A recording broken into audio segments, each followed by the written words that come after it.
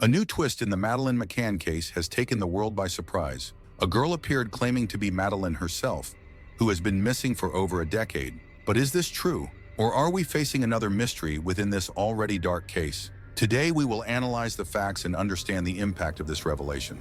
If you want to stay updated on the most impactful mysteries and follow every step in the search for the truth, subscribe to the channel now and activate the notification bell.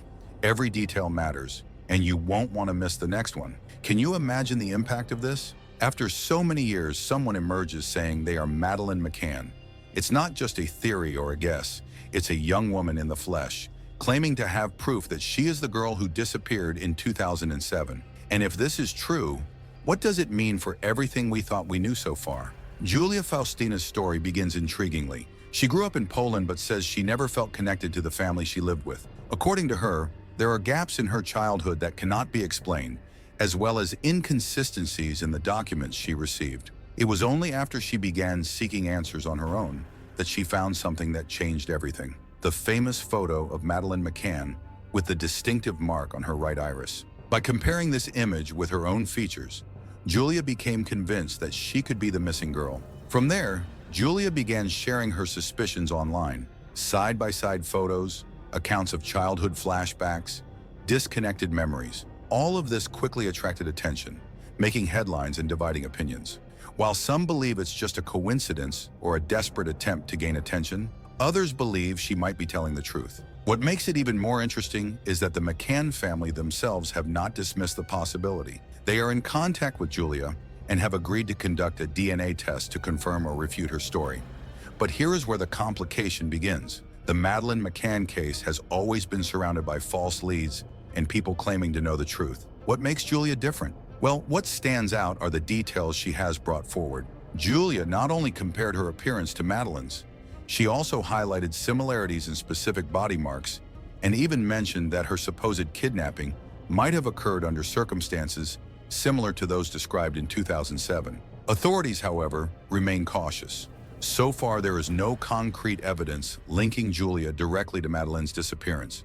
This does not mean her story is dismissed, but rather that there are many unanswered questions. For example, if Julia is truly Madeleine, how did she end up in Poland? Who was involved in this alleged kidnapping? And why did it take so long for her to appear? And as all this happens, the media and the public react intensely. Social media is flooded with debates, comparisons, and of course, skepticism. It's not the first time the Madeleine case has attracted global attention, but this time it seems different. Because now we're not dealing with a vague lead or an unfounded theory. We're dealing with a person putting her identity on the line, telling the world she is the missing girl. Julia's story could be what everyone was hoping for, or just another false hope in a case already marked by disappointments. But regardless of the outcome, one thing is certain: the impact of this twist is already being felt. Let's delve deeper into the details of the investigations, the reactions of the authorities, and what all this could mean for the future of this mystery that has persisted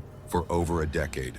With each passing day, the pressure mounts. Julia Faustina, with her story and claims, has brought new energy to a case that seemed destined to remain unanswered. But as the world debates the veracity of her statements, the clock continues to tick. And with every minute that passes, an inevitable question arises. If this young woman is indeed Madeleine McCann, what else might be escaping our notice? I wonder, how would Kate and Jerry McCann experience this new chapter? The weight of hope mixed with the fear of another disappointment must be overwhelming. And yet they continue because, for them, time never stopped since that night in 2007. This new possibility brings not only an opportunity for answers, but also the responsibility to revisit a pain that has never gone away. And now we are in a race against time. DNA tests, investigations, and even doubts need a swift resolution. Because until that happens, all we have is another chapter full of questions and perhaps more surprises than we can imagine. What comes next could change not only the course of the case, but also the way we understand this mystery to date. And I say this with all sincerity: what we discover next could be the answer we earlier is not just about DNA tests or bureaucratic analyses. It connects to something bigger, a doubt that needs urgent answers. Is Julia Faustina's story truly consistent? So far, the Polish young woman has presented elements that challenge common sense. She has the mark on her iris, gaps in her documents, and fragmented memories of a childhood she believes is connected to the Madeleine case. But is that enough? This is where we start to find contradictions. Julia stated that she does not recognize her biological family, but at the same time, people close to her report that she grew up without major doubts about her identity until recently. This raises a question: why have these memories only surfaced now? Did she discover something recently that reinforced this conviction? And more, how to explain the age difference. Julia is 21 years old, while Madeleine would have been 19. Although there are cases of incorrect birth records, this discrepancy cannot be ignored. Another point that stands out is the reaction of the authorities. While some lines of investigation consider the possibility that Julia is Madeleine, others dismiss the idea as unlikely based on initial analyses. But here comes the twist. There are inconsistencies in the official account of the McCann case itself. For example, during the 2007 investigations, there were witness reports claiming to have seen a blonde child being taken by a man. These descriptions were never fully explored. Could Julia be that child? Now let's talk about a specific detail. Julia mentioned having flashbacks of a place she believes is the Ocean Club Resort where Madeleine disappeared. And upon seeing photos of the location, she identified areas that seemed familiar to her, even though she has never visited Portugal, or at least according to her family. This is a point that defies any easy explanation. How could someone with no known connection to the country recognize such? There are questions about Julia's motivations.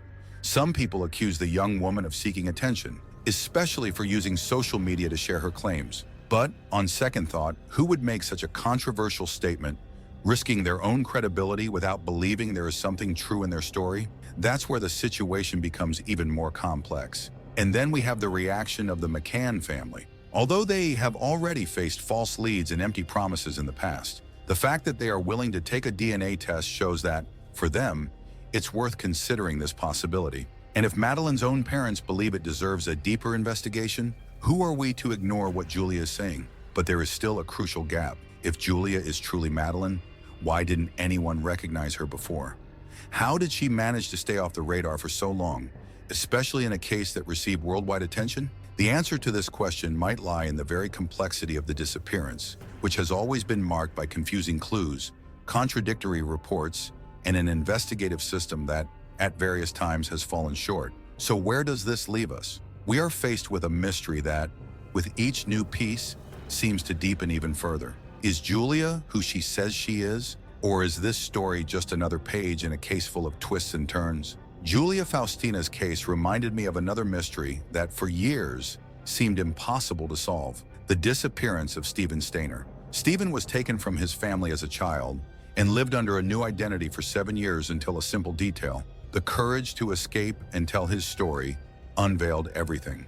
But in Julia's case, there is a difference that makes everything even more intriguing. She does not fully remember what happened, only fragments of a story that may or may not be real. This raises an inevitable question. Are we seeing a pattern of disappearances that, like Stephen's case, will only be solved when an unexpected element emerges? Or are we clinging to a thread of hope, trying to connect pieces that, in the end, do not fit? When I think about how these cases unfold, I realize that the truth often lies in the details we choose not to see, or simply do not want to believe. And now we reach the most delicate moment. If Julia is right, what does that mean for all the other unsolved cases? And if she is wrong, what does this story say about our search for answers amid the chaos? Let's compare what experts point out as possible in her case with what we've learned from other stories that defied the odds, and which, in surprising ways, reached a conclusion. Julia Faustina's story seemed to follow the same pattern as so many other leads in the Madeleine McCann case. Intriguing at first, but hard to sustain over time. However, when we look at the details presented, we realize that this story carries nuances that go beyond a simple coincidence. Like other cases of late-solved disappearances, there is something here that defies the obvious and keeps doubt in the air. One of the first theories that emerged is that Julia might be part of a larger plot, perhaps a planned kidnapping, as she herself suggests in her accounts. She claims that her childhood memories include images of places she never consciously visited, such as beaches and buildings, similar to those found in the Praia da Luz area. Experts who have analyzed these accounts state that, although fragmented memories can be confusing, they can also indicate real traumas experienced in early childhood. On the other hand, some believe that Julia is being manipulated by third parties. Her sudden exposure on social media, the lack of concrete evidence so far, and even the reaction of her Polish family raised doubts about the veracity of her claims. But here is the detail that cannot be ignored. The McCann family themselves have not dismissed the possibility. They know this could be another false lead, but even so, they decided to proceed with the DNA test. And what about the physical marks? Comparing Julia's images with photos of Madeleine revealed important similarities, such as the unique mark on the right iris. Some genetics experts say this could be a significant indicator, but also warn of the possibility of coincidence. What we know is that this specific feature has been used as one of the central points in the search for Madeleine since 2007. Now it resurfaces as one of the most discussed pieces of evidence. Another detail supporting Julia's theory is the fact that she does not have complete birth documents. She says her birth certificate and other records have inconsistencies, and her Polish parents avoid answering questions about her childhood. For those who believe Julia could be Madeleine, this strongly suggests she might have been raised in a false environment, away from just confused. Some theories point to the possibility that she created her own narrative as a way to cope with traumas unrelated to the McCann case. Psychologists consulted by media outlets state that this would not be unprecedented in cases of people who suffered abuse or neglect in childhood. And then we come to a more controversial theory, that Julia could be used as a distraction at a time when the Madeleine case is gaining new investigations in Germany. Christian Bruckner, the main suspect in Madeleine's disappearance, is under scrutiny, and some people suggest that the attention on Julia might be a strategy to divert focus from the investigations that really matter. Amid so many theories and possibilities, the main question remains, is Julia really Madeleine McCann? Or are we facing another desperate attempt to fill gaps in a case that has already carried so many frustrated hopes? The DNA test could resolve this doubt, but until then, all we have are loose pieces of a puzzle that once again defies logic. And while we wait for answers, one thing is certain. This story has already changed how the McCann case is viewed, bringing back questions about what happened that night in the 2007 and how, to this day, we have not been able to fully unravel what happened to Madeleine. In the next segment, we will delve even deeper into the possible connections between Julia, the McCann case, and the broader context of international investigations. The most ironic thing is that Julia Faustina, a young woman who grew up in silence, never drawing the world's attention, is now at the center of one of the most mysterious cases in history.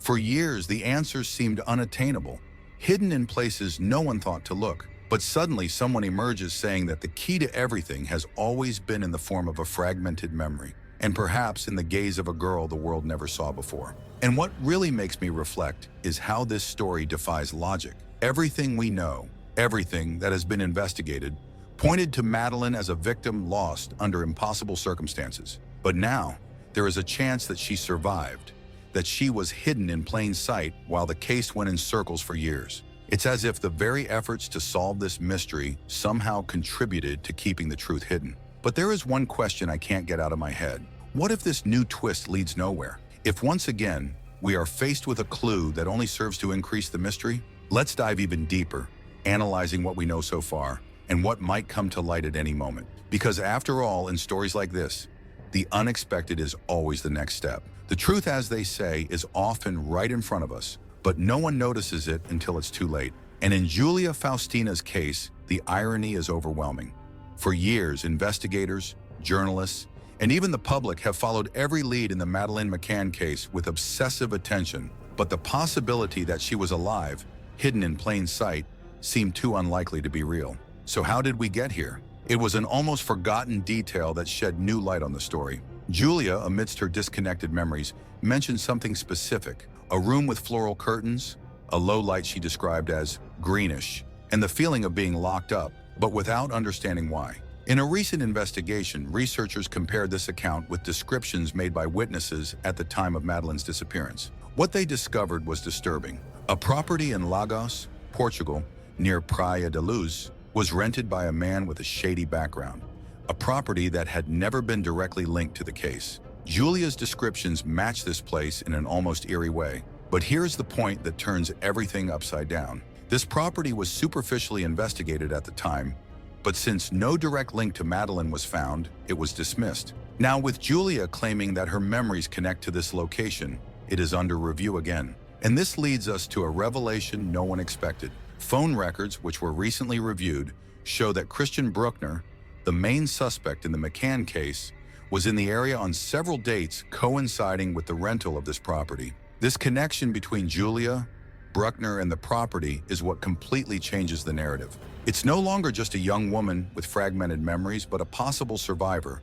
who unknowingly carries pieces of a puzzle the world has been trying to solve for over a decade. And if that's not intriguing enough, another data point emerges. Documents found with Bruckner mention financial transactions made to accounts in Poland, precisely during the period Julia says she was taken there. Although these transactions are still being verified, the coincidence is impossible to ignore. Could Julia be pointing to something investigators never connected before? Not only on the McCann case, but on other stories that also remain unsolved. How many answers could have been found if small details, like Julia's accounts, had been taken seriously from the beginning? And more importantly, how far are we willing to go to solve mysteries like this, even when they challenge us to believe in the impossible? I confess that after analyzing all this information, it's hard not to feel that we are facing something big. Julia Faustina's story may seem unlikely at times, but there are connections that simply cannot be ignored. If she is telling the truth, it means the Madeleine McCann case was never what we thought. And if not, then once again,